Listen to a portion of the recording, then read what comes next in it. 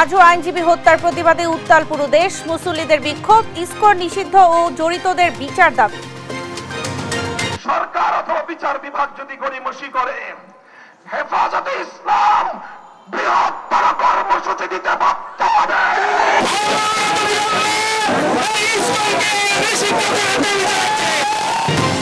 আইনজীবী আলিফ হত্যার জড়িতদের আইনের আওতায় আনা হবে। চট্টগ্রামে ধর্ম উপদেষ্টা, দোষীদের গ্রেফতার ও বিচার দাবি পরিবারের। সীমান্তের ওপারে বসে নতুন ষড়যন্ত্র করছে ফ্যাসিস্টরা, অভিযোগ মির্জা ফখরুলের। ধর্মের নামে মানুষ হত্যা দেখতে চায় না বিএনপি। সীমান্তের ওই পারে ফ্যাসিস্ট বসে আছে, তাই না? সীমান্তের ওপারে বসে আছে, ওখান থেকে নতুন নতুন চক্রান্ত ষড়যন্ত্র করা হচ্ছে। কলকাতায় বাংলাদেশের জাতীয় পতাকা অবমাননায় নিন্দা বাংলাদেশের। কূটনৈতিক মিশনের নিরাপত্তা নিশ্চিতের আহ্বান এবং রাজনৈতিক দলগুলোর সাথে আলোচনা করেই নির্বাচনের তারিখ ঠিক করা উচিত বললেন সংস্কার কমিশন প্রধান। 31 ডিসেম্বর প্রতিবেদন জমা। সংবাদ রাতে দেখছিলেন একেএসটিএম টিভির সংবাদ শিরোনাম, সঙ্গে আছে আমি শারমিন নাসিম। ইসকনকে স্বৈরাচারের দোষর দাবি করে সংগঠনটিকে নিষিদ্ধ করতে প্রয়োজনে মতিঝিলের শাপলা চত্বরে সমাবেশ করার হুঁশিয়ারি দিয়েছে হেফাজতে ইসলাম। ইসকনের আড়ালে কেউ সাম্প্রদায়িক সম্প্রীতি নষ্ট করার চেষ্টা করলে কড়া জবাব দেয়া হবে বলে জানিয়েছেন হেফাজতের নেতারা।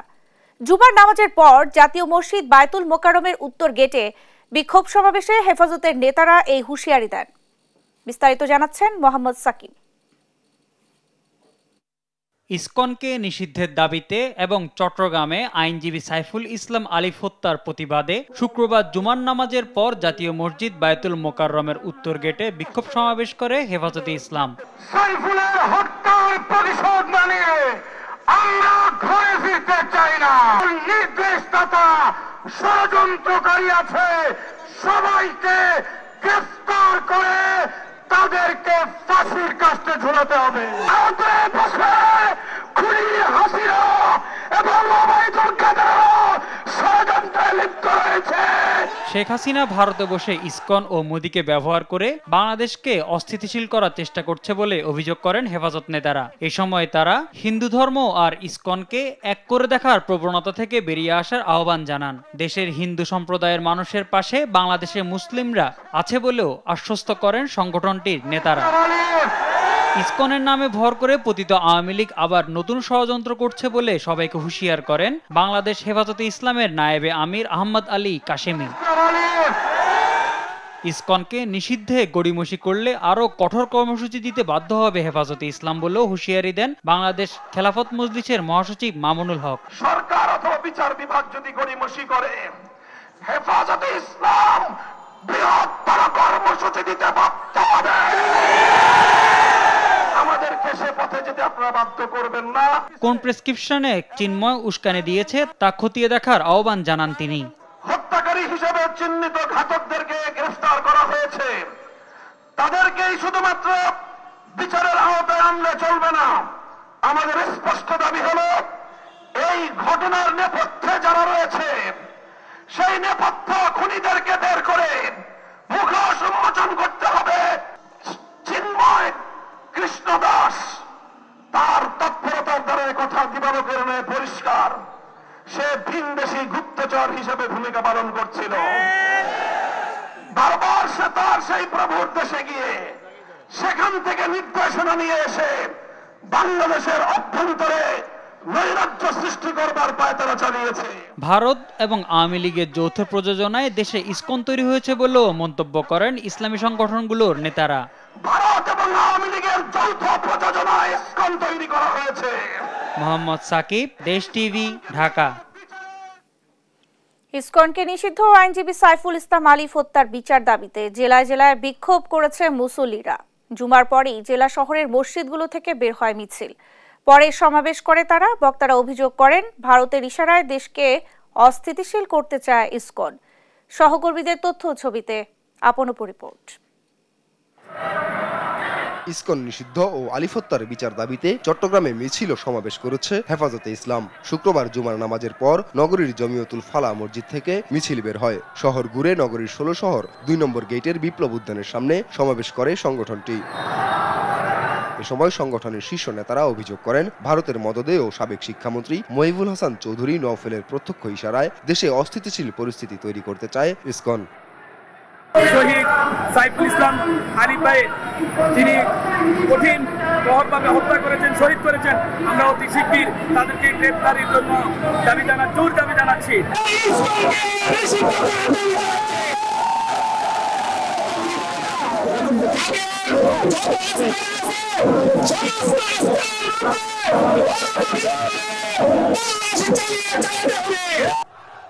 একই দাবিতে ফেনীতে সাধারণ শিক্ষার্থী ও তাওহিদি জনতার ব্যানারে বিক্ষোভ মিছিল করে মুসল্লিরা। জুমার নামাজের পর শহরের মসজিদগুলো থেকে খণ্ড খণ্ড মিছিল নিয়ে নগরীর শহীদ মিনার প্রাঙ্গণে সমাবেশে মিলিত হয়। বক্তারা অভিযোগ করেন, ভারতের ইশারায় বাংলাদেশকে প্রশ্নবিদ্ধ করতে চায় ইসকন।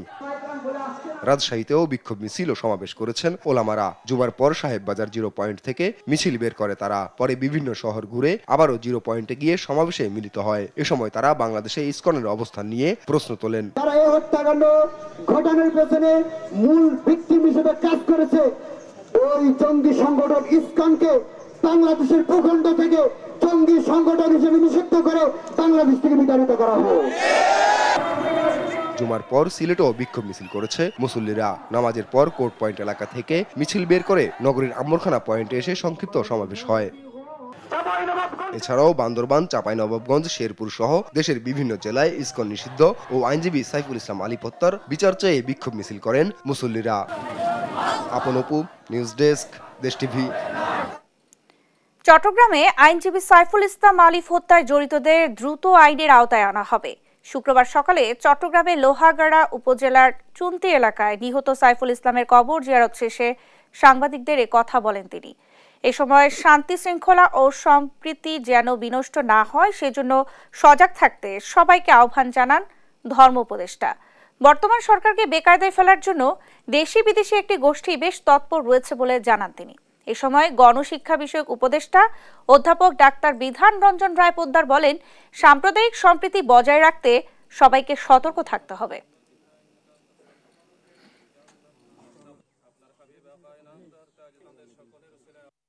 সবার প্রতি আমি আহ্বান জানাবো শান্তি শৃঙ্খলা বজায় রাখার জন্য, যেন এই বিষয়টাকে কেন্দ্র করে বিভিন্ন রকম উস্কানিমূলক ঘটনা না ঘটে এবং এতে আমাদের দেশে বিদেশে ভাবমূর্তি নষ্ট না হয়, যেন আমরা ঐক্যবদ্ধ থেকে সব বিপদ মোকাবেলা করতে পারি। স্পষ্ট করে বলতে চাই, অ্যাডভোকেট সাইফুল ইসলাম আলিফের যারা হত্যাকারী তাদের আইনের আওতায় এনে তাদের দৃষ্টান্তমূলক শাস্তি দেওয়া হবে। দেশে বিদেশে এই গভর্নমেন্টকে বিব্রত করার জন্য একটা গোষ্ঠী তৎপর। তো আমরা কোনো ক্রমেই আমাদের অভ্যন্তরীণ সৌহার্দ্য, সম্প্রীতি, শান্তি শৃঙ্খলা যাতে বিনষ্ট না হয়, বহাল থাকে, এর জন্য আমাদেরকে অত্যন্ত সজাগ এবং সচেতন থাকতে হবে। আইনজীবী সাইফুল ইসলাম আলিফের অন্তঃসত্ত্বা স্ত্রী ইশরাত জাহান ও শিশুকন্যা মাসরুরা জাহানের ভবিষ্যৎ নিয়ে দেখা দিয়েছে অনিশ্চয়তা। দোষীদের গ্রেফতার ও বিচারের দাবি জানিয়েছেন পরিবার, এলাকাবাসী ও সহকর্মীরা। এদিকে হত্যাকাণ্ডকে কেন্দ্র করে সাম্প্রদায়িক সম্প্রীতি যেন নষ্ট না হয় সে ব্যাপারে সজাগ থাকার পরামর্শ রাজনৈতিক নেতাদের। একেএম নাজিমের রিপোর্ট, জানাচ্ছেন আপন অপু। নানির কোলে আনমনে খেলছে ছোট্ট শিশু মাসরুরা। এই অবুঝ শিশু জানে না তার বাবা কেন আর ঘরে ফিরেনি, কেনই বা তাকে আদর করতে আসে না। প্রতিদিন আদালতে যাওয়ার পর আদরের মেয়েকে ফোন করতেন তার বাবা, এখন আর আসে না সেই ফোন। এই শিশুকন্যা সহ সাইফুলের 3 মাসের অন্তঃসত্ত্বা স্ত্রীর ভবিষ্যৎ নিয়ে অনিশ্চয়তায় পরিবার ও স্বজনেরা।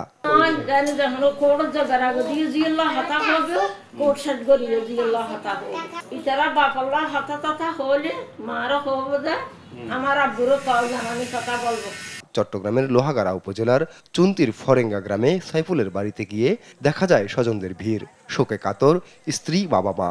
সাইফুলের মতো বিনয়ী ও সদাচারী মানুষকে যারা হত্যা করেছে তাদের দৃষ্টান্তমূলক শাস্তির দাবি জানান স্বজনেরা।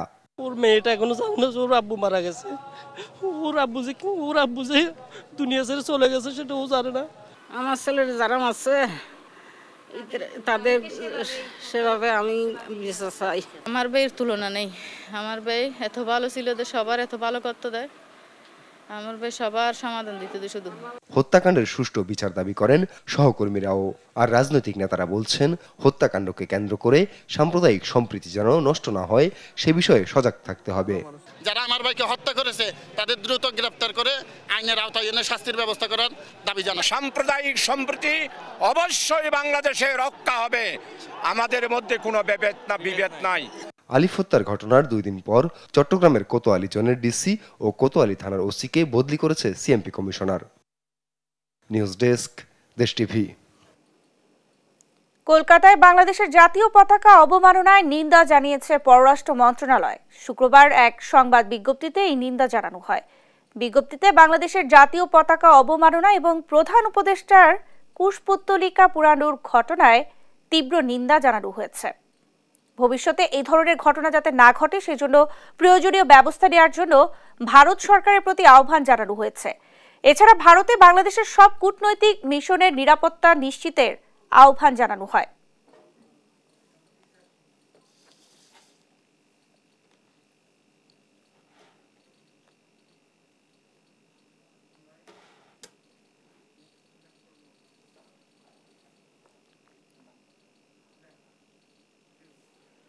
সীমান্তের ওপারে বসে পতিত স্বৈরাচার নতুন নতুন ষড়যন্ত্র করছে বলে মন্তব্য করেছেন বিএনপি মহাসচিব মির্জা ফখরুল ইসলাম আলমগীর।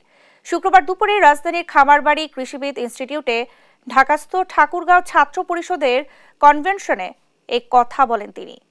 প্রতি মুহূর্তে এক একটা ঘটনা ঘটিয়ে সারা বিশ্বে দেখাতে চায় বাংলাদেশ মৌলবাদীদের দেশ হয়ে গেছে বলে অভিযোগ করেন ফখরুল। পতিত স্বৈরাচারদের ষড়যন্ত্র মোকাবেলায় সতর্ক থাকার আহ্বান জানিয়ে মির্জা ফখরুল বলেন, যেটা অর্জন করেছি সেটা যেন বৃথা না যায়।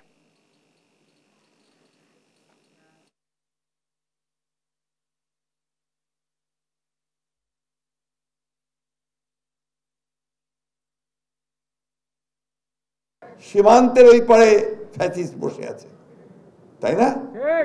সীমান্তের ওপারে বসে আছে, ওখান থেকে নতুন নতুন চক্রান্ত ষড়যন্ত্র করা হচ্ছে। প্রতি মুহূর্তে তার এক একটা ঘটনা ঘটিয়ে সেটাকে ফেনাপ করে পৃথিবীতে বিশ্বে দেখাতে চায় যে বাংলাদেশ নাকি মৌলবাদীদের দেশ হয়ে গেছে, বাংলাদেশে নাকি এখানে সমস্ত সংখ্যালঘু ভাইদেরকে নির্যাতন করা হচ্ছে।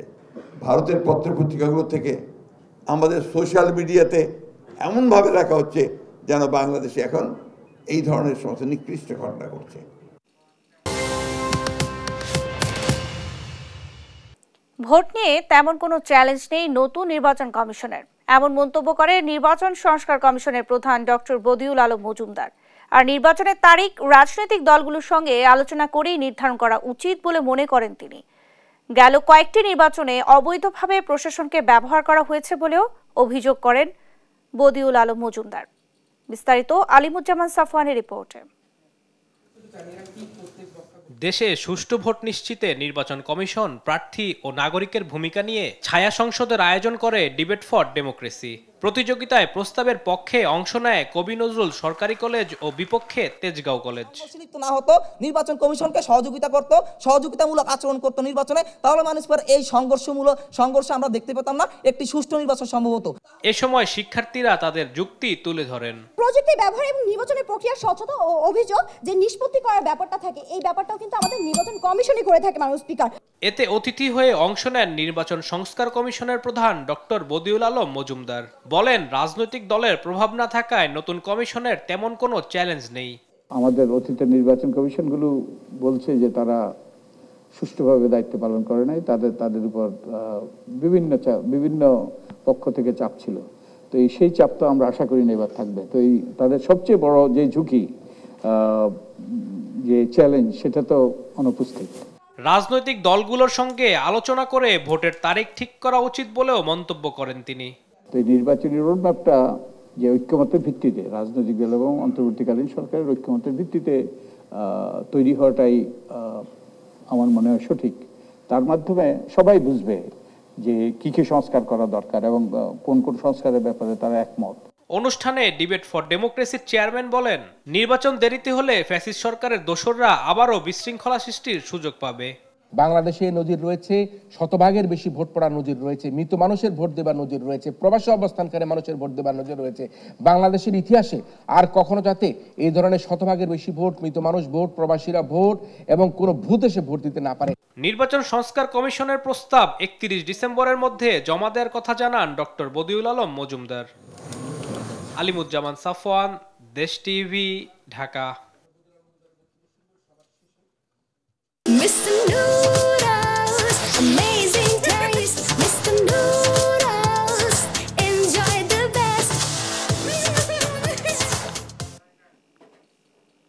নান্দনিকতার দোহাই দিয়ে মুছে ফেলা হচ্ছে জুলাই আন্দোলনের গ্রাফিতি ও স্লোগান, অভিযোগ করেছে ইনকিলাব মঞ্চ। আগামী 1 থেকে 7 ডিসেম্বর শহীদি সপ্তাহ ঘোষণা করেছে তারা। এদিকে জুলাই আন্দোলনের শহীদ ও আহতদের সাহায্যার্থে 21 ডিসেম্বর অনুষ্ঠিত হবে একস অব রেভলিউশন চ্যারিটি কনসার্ট। সঙ্গীত পরিবেশন করবেন দেশি বিদেশি শিল্পী ও ব্যান্ড। কায়েস রাহাতের প্রতিবেদন।